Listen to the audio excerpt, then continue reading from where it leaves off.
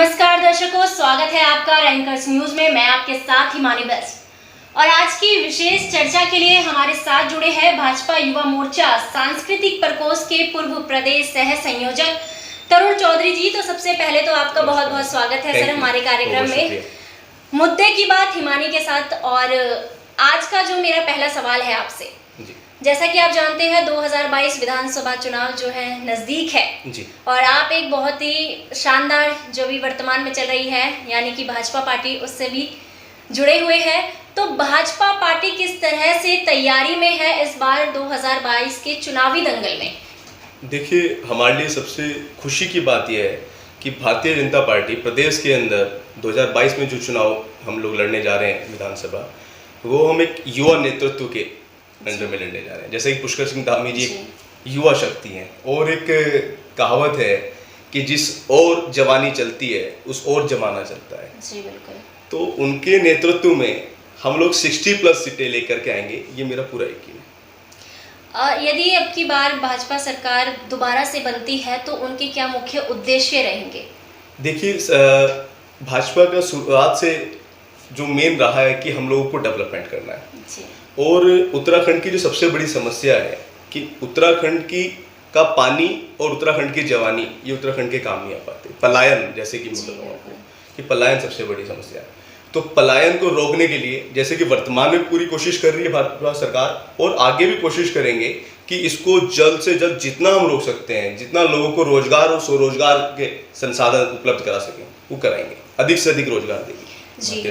एक कटाक्ष में यहाँ पे लगाना चाहूंगी, अभी इतने कम समय में दो मुख्यमंत्री, मतलब लगातार मुख्यमंत्री बदल रहे हैं, तो क्या ऐसा भाजपा पार्टी को कोई जिम्मेदार व्यक्ति नहीं मिल रहा है जो उसको पूरी जिम्मेदारी से निभा सके इस पद को? देखिए, होता क्या है, ये सभी चेहरे जिम्मेदार थे, इसमें कोई गैर जिम्मेदार नहीं है जी। हमको तीरथ सिंह रावत जी को चुनकर पुष्कर सिंह धामी जी लाने पड़े। उसके पीछे कारण ये रहा कि संवैधानिक समस्या कोई ना उत्पन्न हो पाए, इसीलिए ये चेंजेस करना पड़ा। और ये कोई खराब नहीं हुआ प्रदेश के लिए, तो बहुत अच्छा है कि एक युवा चेहरा जी। और अब पूरे प्रदेश को लेकर के चलेगा। जैसे कि मैंने कहा कि युवाओं का जमाना है और भारत तो विश्व का सबसे युवा देश है, तो एक युवा के नेतृत्व में प्रदेश का विकास होगा और सभी युवा एकजुट होकर के आगे बढ़ेंगे और उत्तराखंड का अधिक से अधिक विकास होगा जी।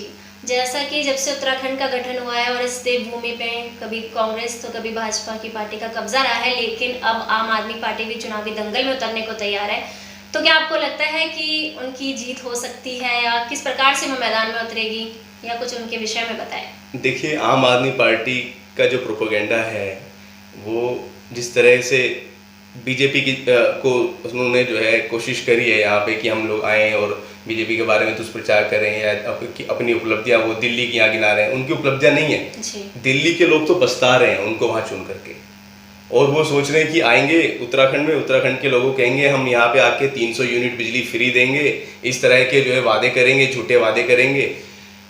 मुझे नहीं लगता कि उत्तराखंड की जनता एक ऐसी पार्टी का समर्थन करेगी, ऐसी पार्टी को चुन करके लाने की के लिए सोचेगी भी कि जो कहती कुछ है और करती कुछ है। अगर आप देखें, दिल्ली के अंदर उन्होंने सभी स्कूलों को कहा कि हम लोग जो है केवल और केवल ट्यूशन फीस लेंगे, इसके अलावा अन्य कोई चार्ज, कोई स्कूल कोई चार्ज नहीं करेगा। होता क्या है, वो लोग हाईकोर्ट जाते हैं, स्कूल वहाँ से केस जीतते हैं और उसके बाद 19-20 और 21-22 के उनमें चार्जेस जो है और ऐड कर करके पेरेंट्स को भेज देते हैं कि आप तो जो है उन बिल्डिंग फीस और जो अदर जो भी उनकी फीसेस हैं वो सब उसमें वो ऐड करके किसी पेरेंट्स को 19-20 और 20-21 के 78,000 की, मेरे पास सब डॉक्यूमेंट्स हैं उसके, जो स्कूल से पेरेंट्स को आए हैं कि आपको इतनी फीस और जमा करनी। अगर इनकी इतनी अच्छी मंशा थी, इतने ये पाक साफ हैं, तो इन्होंने सुप्रीम कोर्ट में क्यों चैलेंज नहीं करा? इसका मतलब कहीं ना कहीं ये स्कूल से मिले हुए हैं। लेकिन जो अपने उत्तराखंड के लोग हैं वो काफी सीधे भी होते हैं। हाँ जी।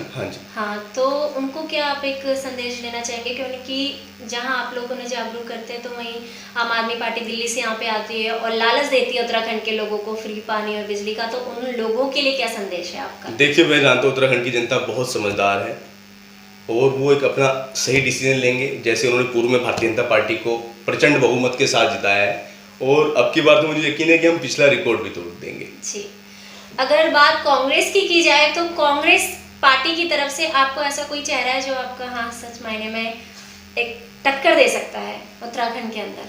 ये तो एक नेतृत्व विहीन पार्टी है। उत्तराखंड में कुछ उनके पास चेहरा ही नहीं है। वो तो आपस में लड़ रहे हैं, कोई प्रदेश अध्यक्ष के लिए लड़ रहा है, कोई वहां पे नेता प्रतिपक्ष के लिए लड़ रहा है, अभी मुख्यमंत्री का कोई चेहरा नहीं हो पा रहा है। हर आदमी आपस में लड़ रहा है, एक दूसरे की टांगे खींच रहे हैं। जी, क्योंकि कांग्रेस के कई नेता यहाँ पे आए थे, उन्होंने जी। कहा कि हरीश रावत जी को उन्होंने ऐसा नाम बताया कि वो लड़ सकते हैं या फिर जीत हासिल कर सकते हैं। तो आपको लगता है कि हरीश रावत जी ने सच मायने में धरातल स्तर पर कार्य किए या उत्तराखंड का विकास किया? देखिए, कहते हैं कि हाथ कंगन को आरसी क्या, पढ़े लिखे को फारसी क्या। रावत जी पूर्व में 2 जगह से चुनाव लड़े हमारे यहाँ विधानसभा की, और दोनों ही जगह से हार गए।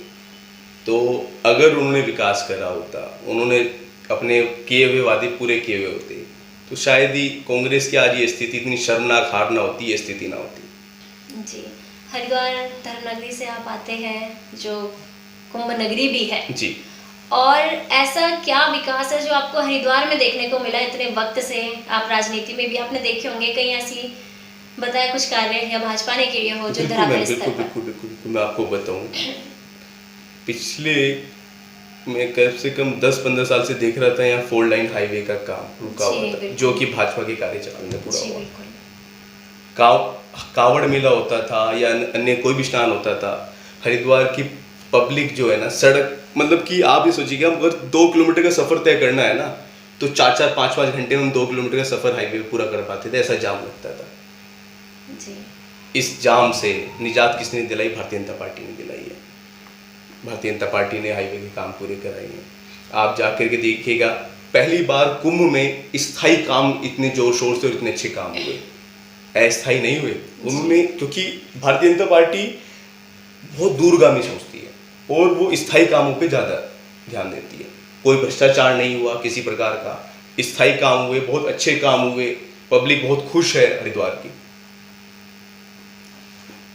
हमने एक बड़ा अच्छा काम करा, मैं आपको बताऊं, जो हमारी मेला भूमि है जी, वो क्या होता था कि हम हमेशा कांवड़ सीजन में भी हम लोग उसको यूज़ करते हैं, जो अन्य मेले लगते हैं उनमें यूज़ करते हैं, कुंभ मेले में यूज़ करते हैं। तो वहाँ पे अस्थायी पुल थे पहले, जिसके कारण क्या होता है, वो कांवड़िए के ऊपर घूम करके पूरे शहर से बीच से जो यात्री आता है, पूरे शहर के बीच से आता है, वो पूरा शहर डिस्टर्ब होता था, यात्री भी होते तो जाम लग जाता था। अब की बार हमने क्या करा, वहाँ पे स्थायी पुल बनाए और केवल भारतीय जनता पार्टी के सहयोग से हो पाया, वरना कोई और पार्टी ने आज तक नहीं सोचा कभी इस तरफ। उन्होंने अस्थायी बनाए, पैसे का बंदर बाट हुआ और चले गए। तो हरिद्वार में बहुत डेवलपमेंट हुआ है मैम, आप जाकर के देखिएगा, स्थायी काम हुए हैं सभी। आखिरी सवाल आपसे ये करना चाहूंगी, राजनीतिक क्षेत्र से आप आते हैं, यदि आप कभी भविष्य में चुनाव लड़ते हैं, विधायक कह सकते हैं हम, पार्षद कह सकते हैं, किसी भी पद के लिए अगर चुनाव लड़ते हैं, तो ऐसे कौन से कार्य आप करेंगे जो अभी हरिद्वार के अंदर नहीं हुए या फिर आपके क्षेत्र के अंदर नहीं हुए हैं? ऐसे कोई कार्य? देखिए, हर व्यक्ति जब चुन के आता है तो अपनी सबसे अच्छी से अच्छी कोशिश करता है जी, और मैं केवल हरिद्वार नहीं कहूँगा, मैं कहूँगा कि मेरे को मौका मिलता है तो मैं उत्तराखंड के लिए जो सबसे पहला अगर मेरा कोई काम रहेंगे, शिक्षा और चिकित्सा, इन 2 पे सबसे ज़्यादा काम करने की हम लोग। और इस समय वर्तमान में भारतीय जनता पार्टी से बहुत अच्छा काम कर रही है, बहुत अच्छा कर रही है और आगे भी करती रहेगी। हरिद्वार के अंदर आप देखिएगा, बहुत बड़ा हॉस्पिटल, जो अभी तक ऐसा इतना हॉस्पिटल मुझे नहीं लगता कि मुझे लगता है एम्स के बाद शायद 2nd नंबर पे होगा, हरिद्वार के अंदर भारतीय जनता पार्टी लेके आई है, जिसकी ज़मीन अलॉट हो चुकी है, काम शुरू हो चुका है, टेंडर भी अलॉट हो चुके हैं।